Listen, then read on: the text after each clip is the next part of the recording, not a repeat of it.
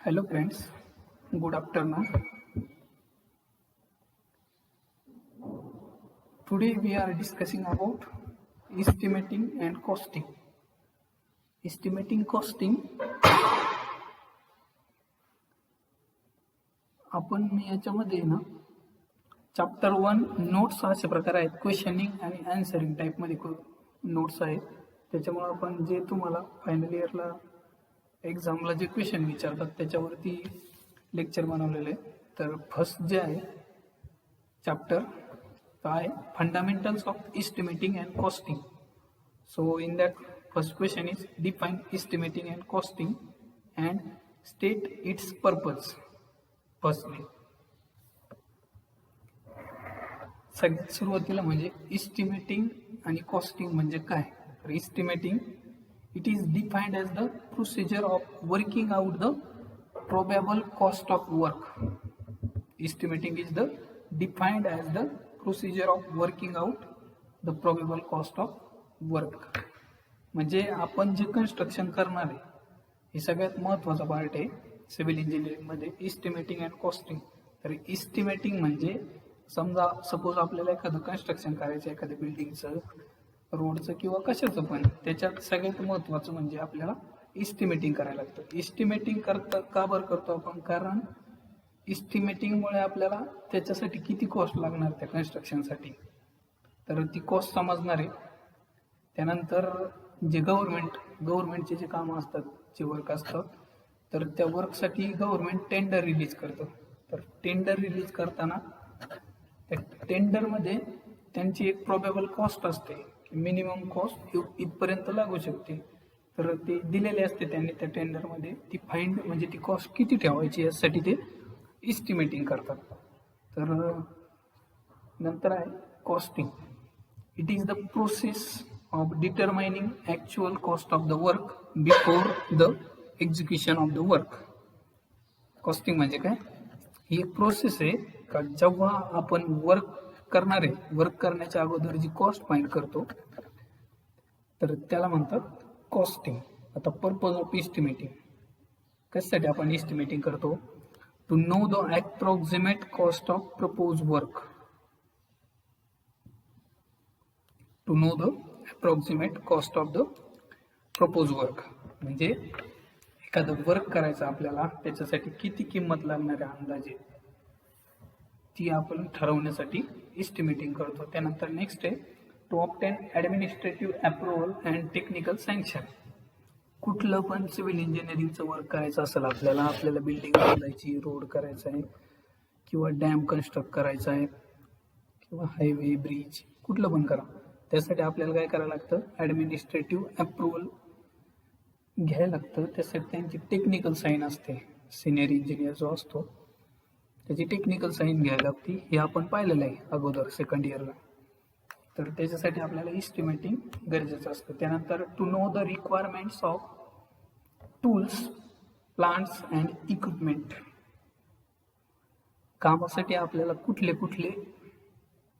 Equipment लागणार आहे, म्हणजे आपण एखादा रोड कन्स्ट्रक्ट करतोय सपोज, त्यासाठी आपल्याला काय काय लागणार आहे, हे मटेरियल तर लागणारच आहे.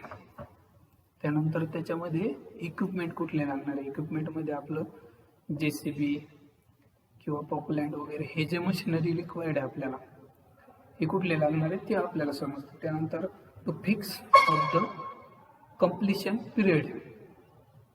एस्टिमेटिंग केल्यानंतर आपल्याला समजतं हे काम किती दिवस चालणार आहे. आपल्याला आयडिया येऊन जाते हे काम 2 महिने चालणार आहे, 4 महिने चालणार आहे. त्याच्यामधून आपल्याला समजतं की आपला पिरियड किती लागणार आहे, त्यानुसार आपण ते काम ठरवतो किंवा त्या पद्धतीने त्याचं एस्टिमेट करतो. त्यानंतर आहे to draw up a construction schedule and programme. To draw up the construction schedule and programme. त्यानुसार आपल्याला एकदा आयडिया आलेली असते की आपल्याला याच्यासाठी किती पिरियड लागणार, टाइम पिरियड लागणार. त्यानुसार आपण काय करतो, त्या कामाचं शेड्यूल बनवतो. शेड्यूल बनवताना म्हणजे शेड्यूल असं बनवतो, समजा आपण एखादी बिल्डिंग कन्स्ट्रक्ट करतो, त्यासाठी आपण काय करणार, सुरुवातीला फुटिंग घेणार. तर फुटिंगला आपल्याला एवढे दिवस लागणार, 5 दिवस लागणार, 7 दिवस लागणार. त्यानंतर आपण PCC वगैरे कन्स्ट्रक्ट करणार, त्याच्यासाठी किती दिवस, नंतर कॉलम, बीम, स्लॅब म्हणजे पूर्ण बिल्डिंगसाठी आपण काय करणार, एक शेड्यूल आणि प्रोग्राम बनवणार. त्यानंतर नेक्स्ट आहे to invite tenders for execution of work. हे तुम्हाला अगोदर सांगितलं होतं. टेंडर जे काढतो आपण ते यानुसार काढतो. त्यानंतर आहे to keep control over expenditure during construction. म्हणजे जेव्हा कन्स्ट्रक्शन चालू असतं त्यावर आपण लक्ष ठेवण्याचं काम सुद्धा एस्टिमेटिंग अँड कॉस्टिंग मधून समजतं आपल्याला. समजा एखादं स्लॅब वॉल वगैरे कन्स्ट्रक्ट करताना एक्झिक्युशनची काही गरज नसते, पण आपण काय करतो, स्लॅब वगैरे असल्यावर आपण स्वतः जातो तिथं. त्यानंतर आहे पर्पज ऑफ कॉस्टिंग. हे झाले इस्टिमेटिंगचे. आता आपण बघणार आहे कॉस्टिंगसाठी. तर पर्पज ऑफ कॉस्टिंग असे फर्स्ट आहे to arrange the finance for propose work. Before construction we required to know the amount of money required for complete the construction, then we can arrange the finance. म्हणजे एखादा project complete करायला आपल्याला एवढे पैसे लागणार आहेत, तर त्यासाठी आपण अगोदर तयारी करतो. किंवा जर आपल्याला ते पैसे मिळाले नाही तर कन्स्ट्रक्शनची कॉस्ट आपोआप वाढते. कारण आपण म्हणतो उद्या म्हणजे एखादी तारीख पकडतो, त्या तारखेला काम सुरू करायचं, पण त्या दिवशी जर आपल्याला पैसे नसतील आपल्याकडं, काम जर चालू असेल अगोदरपासून, तर काय होतं, पैसे नंतर टाइम वाढतो. टाइम वाढला का आपोआपच पैसे वाढतात, कारण ते डायरेक्टली प्रोपोर्शनल रिलेशन आहे. If your project complete then more the day required for the completion of project, then accurately to increase the amount required. Next is to know the probable cost of the project before the execution. हे आपण पाहिले. Execution म्हणजे काम सुरू करण्याच्या अगोदर आपल्याला cost माहिती होती. त्यानंतर for valuation of existing property. समजा एखादी आपण पाहतो ना की प्लॉट एखादं समजा 1 BHK 2 BHK सेलसाठी आहे, मग त्यासाठी आपण काय करतो, 1 BHK आहे म्हणून एवढी किंमत द्यावी लागेल. मग त्यानुसार आपण इस्टिमेटिंग जर केलं त्याचं, तर आपल्याला ॲक्युरेट व्हॅल्यू मिळते. व्हॅल्युएशन करतो आपण एखादी जुनी वस्तूचं व्हॅल्युएशन करण्यासाठी कॉस्टिंगचा उपयोग होतो. त्यानंतर to know the cost of various items well in advance to be constructed. जे ॲडव्हान्स मध्ये आपल्याला कन्स्ट्रक्ट करायचे त्याची पण व्हॅल्यू आपल्याला समजते. नेक्स्ट आहे enlist the types of estimating. Types of estimate. आता टाइप्स ऑफ एस्टिमेट मध्ये जनरली 2 टाईपचे एस्टिमेट आहे. एक म्हणजे अप्रॉक्सिमेट इस्टिमेट आणि दुसरं म्हणजे डिटेल इस्टिमेट. आता आपण पाहणार आहोत अगोदर अप्रॉक्सिमेट इस्टिमेट. अप्रॉक्सिमेट इस्टिमेटमध्ये फर्स्ट आहे प्लिंथ एरिया मेथड. आता प्लिंथ एरिया मेथड म्हणजे काय, प्लिंथ माहिती असेल सर्वांना, आपण पाहिलेलं आहे प्लिंथ. प्लिंथ म्हणजे काय, the ground covered area of the building is called as a plinth. Plinth जी खालचा आपला जो एरिया असतो पूर्ण बिल्डिंगचा, ती म्हणजे काय असतो, तो प्लिंथ एरिया. आता इस्टिमेट करताना आपण काय करतो, प्लिंथ एरियानुसार इस्टिमेट करतो. अगोदर पण लेक्चर घेतलेलं मी याच्यावर प्लिंथ एरियावर. तर याच्यामध्ये प्लिंथ एरिया समजा आपला प्लिंथ एरिया 300 आहे, 300 स्क्वेअर फूट. तर याच्यामध्ये आपल्याला काय करणार, समजा शेजारी बिल्डिंग चालू आहे बांधकाम, तर त्यांचं प्लिंथ एरिया रेट आहे 1000 रुपये पर स्क्वेअर फूट. तर आपलं 300 समजा आपल्याला बांधायचं, मग 300 साठी 300 multiply by 1000 is equal to किती,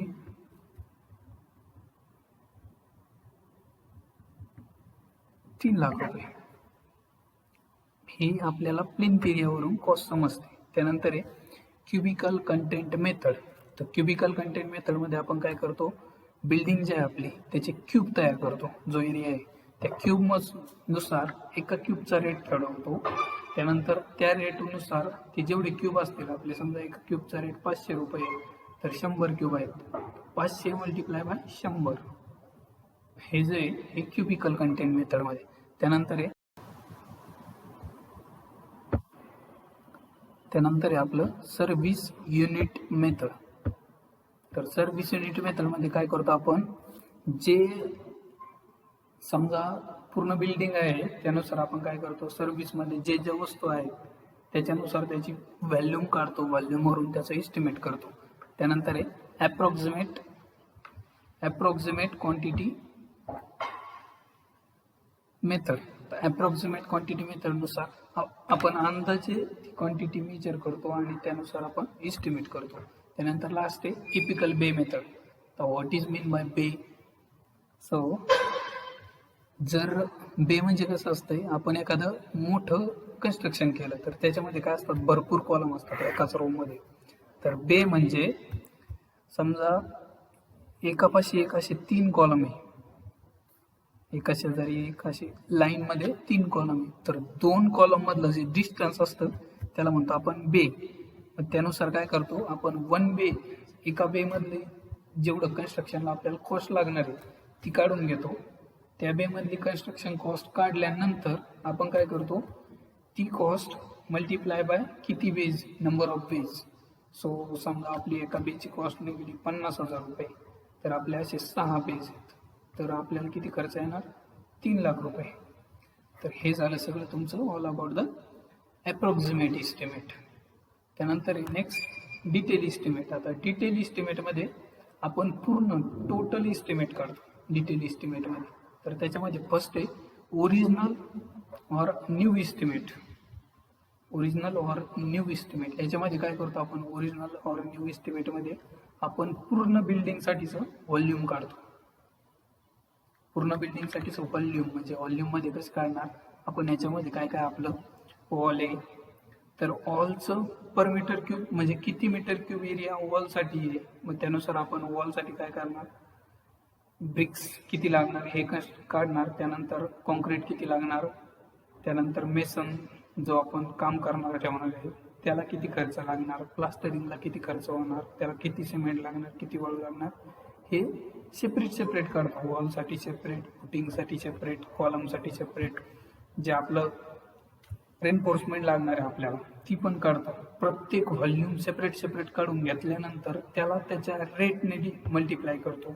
समजा आपण सिमेंट आलं, आपलं टोटल काढलं आपण, आपलं आलं 100 गुणी, तर मग आपण टोटल मार्केट रेट काय चालू होता, 100 मल्टिप्लाय बाय मार्केट रेट समजा 300 रुपये, तर 100 मल्टिप्लाय बाय 300 आपलं काय निघणार, सिमेंटचा रेट निघणार. त्यानुसार आपण काय करणार, जे आपल्याला सँड लागणार आहे, सँडचं किती ब्रास आहे आपली, समजा किती मीटर क्यूब व्हॉल्यूममध्ये सँड किती आली आपली, त्यानुसार तिचं काय रेट आहे, त्यानुसार आपण सँड असंच पूर्ण हे झाल्यानंतर त्याची जी टोटल ॲडिशन करणार ती होणार आपली, ते टोटल होणार आपलं जे काय येणार ते आपली टोटल कॉस्ट. याला म्हणतात original or new estimate. Next आहे रिवाइज इस्टिमेट. तर रिवाइज इस्टिमेट हे जे असतं याच्यामध्ये आपण काय करतो, एकदा ॲप्रॉक्सिमेट इस्टिमेट काढलेला असतं त्यालाच आपण काय करतो, रिवाइज इस्टिमेट काढतो, म्हणजे परत इस्टिमेट काढतो त्यासाठीचं. हे झालं रिवाइज इस्टिमेट. त्यानंतर सप्लिमेंटरी इस्टिमेट. आता सप्लिमेंटरी इस्टिमेटमध्ये काय येतं, समजा आपण एखाद्या जे वर्क आहे समजा कुठलं पण कन्स्ट्रक्शन वर्क, तर त्याच्यासाठी आपण एकदा काय केलेलं असतं, सुरुवातीला इस्टिमेट काढलेलं असतं. आता ते इस्टिमेट काढल्यानंतर हे सप्लिमेंटरी इस्टिमेट म्हणजे समजा आपण एखादी रूम बांधतोय, रूम बांधली पण त्याच्यामध्ये आपल्याला नंतर लक्षात आलं की इथे लाईट फिटिंग करायची आहे, म्हणजे जे आपलं अगोदर नव्हतं, जे टोटल इस्टिमेट काढला त्याच्यामध्ये आपण ते पकडलं नाही का इथे लाईट पण पाहिजे, फॅन पाहिजे, तर ते जे नवीन नंतर ॲड होतं त्याला म्हणतात आपण सप्लिमेंटरी इस्टिमेट. त्यानंतर नेक्स्ट आहे last annual repairs and maintenance estimate. आता ॲन्युअल रिपेअर्स म्हणजे जे वार्षिक रिपेअर आणि मेंटेनन्स करतो आपण. आता मेंटेनन्स कशाचं करतो, समजा आपलं प्लास्टर किंवा वॉलला क्रॅक झाला तर क्रॅक आपण भरून काढतो, आपला डोअर तुटला आहे त्या ठिकाणी आपण त्याला रिपेअर करतो किंवा काय करतो. हे झालं annual repairs and maintenance cost. जे annual repairs and maintenance cost असते ती not greater than 5% of the total cost असते. 5% पेक्षा कमी असते ती. त्यानंतर नेक्स्ट आहे describe in brief revise estimate. Revised estimate is a type of detailed estimate. It is prepared under following circumstances. First, when original sanction detailed estimate exceeds by 5% or more, either rates being found insufficient or due to some other reason. म्हणजे revise एस्टिमेटमध्ये आपण सुरुवातीला estimate काढलेलं असतं, त्याच्यानंतर जर ते estimate 5% जास्त होत असेल, समजा आपण सप्लिमेंटरी एस्टिमेट त्याच्यामध्ये जोडलं तर ते 5% कमी आलं पाहिजे. जर ते जास्त गेलं 5% तर त्या बिल्डिंगसाठी आपण रिवाइज एस्टिमेट कन्स्ट्रक्ट करतो. त्यानंतर सेकंड आहे when expenditure on work exceed the limit of administrative sanction by more than 10%. त्यानंतर आपलं ॲडमिनिस्ट्रेटिव्ह सँक्शनपेक्षा ते जर 10% वाढत असेल तर आपण परत एस्टिमेट करतो. थर्ड आहे when there is a deviation in rates of material. म्हणजे सुरुवातीला आपले जे रेट्स आहेत, समजा आपण एस्टिमेट काढलं जूनमध्ये सिमेंटची रेट होती 300, पण आपलं कन्स्ट्रक्शन जे वर्क आहे ते आपलं सप्टेंबर ऑक्टोबरमध्ये चालू झालं, त्या ठिकाणी जर ते वाढलं सिमेंटच्या गुणीचे रेट तर आपण काय करतो परत एस्टिमेट करतो. नेक्स्ट आहे when there is a deviation in rates of material. There is a deviation in rates of material. Call करतो मी लेक्चरला. When there is a deviation of rates of material, हे आपण पाहिलं. नेक्स्ट आहे last when there is a major alteration in original work. Original वर्कपेक्षा आपल्याला जर त्याच्यामध्ये खूप चेंजेस करायचे असतील तर आपण काय करतो रिवाइज एस्टिमेट बनवतो. नेक्स्ट आहे describe in brief supplementary estimate. Supplementary estimate मी सांगितले तुम्हाला. Supplementary estimate is a type of detailed estimate. It is prepared when additional work is required to original work. जे ॲडिशनल वर्क आपण घेतो ते. त्यानंतर fifth state mode of measurements of the following items of work. तर हे modes of measurement सगळ्यात important आहे. हे अगोदर पण तुम्हाला माहिती असेल मोड्स ऑफ मेजरमेंट, तर तुम्ही सांगायचं मला सांगू नाही शकत, पण तिथे जेव्हा व्हिडिओ बघताल तेव्हा आठवलं पाहिजे तुम्हाला फक्त. फर्स्ट आहे अर्थवर्क. आता आपण अर्थवर्क म्हणजे एखादा खड्डा खांदतोय, तर त्यासाठी खड्डा खांदल्यानंतर आपण जो मोजतो तो कशात मोजतो, मीटर क्यूबमध्ये मोजतो. कधी पण अर्थवर्क जे करणार आहे आपण ते मीटर क्यूब किंवा त्याला क्युबिक मीटरमध्ये म्हणतो. त्यानंतर सेकंड आहे PCC फॉर फाउंडेशन. PCC जे घेतो ते पण मीटर क्यूब मध्ये मोजतो. RCC पण मीटर क्यूबमध्ये मोजतो. त्यानंतर brick work metre cube, stone masonry metre cube, woodwork metre cube, concrete metre cube, door आणि विंडो मीटर स्क्वेअरमध्ये मोजतो आपण. डोरसाठी किती जागा सोडली, साठी किती सोडली metre cube. Cement concrete grill metre square. तर मीटर क्यूबमध्ये आपण व्हॉल्यूम मोजतो. व्हॉल्यूम केव्हा येतो LBH, तिन्ही जर असेल तरच. आणि मीटर स्क्वेअर केव्हा येतं फक्त L आणि B असेल तर मीटर स्क्वेअर केव्हा येतं एरियामध्ये. त्यानंतर आहे brick wall metre square. DPC माहिती ना, डॅम प्रूफ कोर्स, जो आपला फ्लोअरच्या खाली असतो. आपल्या ज्या टाईल्स असतात टाईल्सच्या खाली डॅम प्रूफ कोर्स असतो. त्यानंतर स्किल्टिंग मीटर स्क्वेअर. त्यानंतर ग्रिल मीटर स्क्वेअर. याच्यामध्ये मी फक्त तुम्हाला पाईप. आता पाईप आपण कशात मोजतो RMT रनिंग मीटर, म्हणजे जेवढं रनिंग आहे पाईपचं त्याच्यामध्ये मोजतो. त्यानंतर ब्रिक ऑन एज. ब्रिक कशात मोजतो आपण विटा नंबरमध्ये. किती विटा आणलं 1000 2000 काय असेल ते. WCचे जे पॅन आहे, पॅन माहिती आहे ना, पॅन पण नंबरमध्ये मोजतो. वॉश बेसिन नंबरमध्ये मोजतो. Manhole numbers. साईट क्लिअरन्स लमसममध्ये घेतो आपण job. Grounding crack, surface drying, earthwork, excavation for post holes numbers मोजतो. कटिंग जॉब हे बघून घ्या तुम्ही. स्टोन वर्किंग वगैरे, रेन वॉटर पाईप. हे RMT म्हणजे running metre. Next, what are the various, तर काय बघत होतो आपण, what are the various important point while taking the measurement. जेव्हा मेजरमेंट घेतो आपण तेव्हा काय काय इम्पॉर्टंट असतं. तर measurement shall be taken in the order of sequence of length, breadth, height and depth. काय मोजतो आपण, एक तर लांबी मोजतो, उंची मोजतो, जाडी मोजतो त्याची, किंवा खोली मोजतो. त्यानंतर dimension shall be measure in near 0.01 metre, म्हणजे त्याच्यामध्ये 0.01 एवढा डिफरन्स चालतो, त्याच्यापेक्षा जास्त नाही. एरियात सुद्धा 0.01 क्युबिक कंटेंट क्युबिक पर मीटर. नेक्स्ट आहे, describe in brief rules of deduction for opening as per IS 1200 for brickwork. Deduction, आता हे डिडक्शन तुम्हाला असं समजणार नाही, त्यासाठी मी नवीन एक व्हिडिओ बनवतो, त्याच्यामध्ये तुम्हाला डिडक्शन सांगणार. आता डिडक्शन म्हणजे एक सिम्पली सांगतो, तर जे विटा आहेत आपल्याला, आपण समजा विटा कॅल्क्युलेट करायच्या, आपल्याला किती विटा लागणार आहे. तर ही वॉल आहे समजा, आपली एखाद्या रूमची वॉल घ्यायची.